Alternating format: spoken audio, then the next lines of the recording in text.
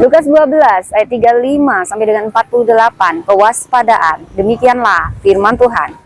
Hendaklah pinggangmu tetap berikat dan pelitamu tetap menyala, dan hendaklah kamu sama seperti orang-orang yang menanti-nantikan tuannya yang pulang dari perkawinan, supaya jika ia datang dan mengetuk pintu, segera dibuka pintu baginya. Berbahagialah hamba-hamba yang didapati tuannya berjaga-jaga ketika ia datang. Aku berkata kepadamu, sesungguhnya ia akan mengikat pinggangnya dan mempersilahkan mereka duduk makan, dan ia akan datang melayani mereka. Dan apabila ia datang pada tengah malam atau pada dini hari dan mendapati mereka berlaku demikian, maka berbahagialah mereka.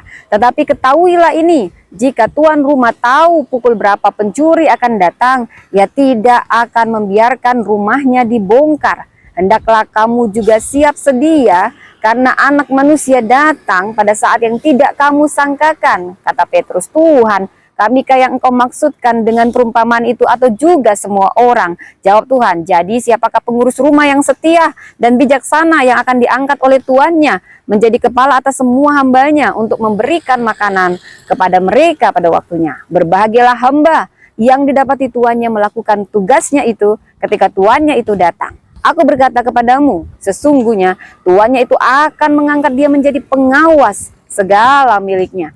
Akan tetapi jikalau hamba itu jahat dan berkata di dalam hatinya, tuanku tidak datang-datang, lalu ia mulai memukul hamba-hamba laki-laki dan hamba-hamba perempuan dan makan, minum, dan mabuk, maka tuan hamba itu akan datang pada hari yang tidak disangkakannya dan pada saat yang tidak diketahuinya, dan akan membunuh dia dan membuat dia senasib dengan orang-orang yang tidak setia.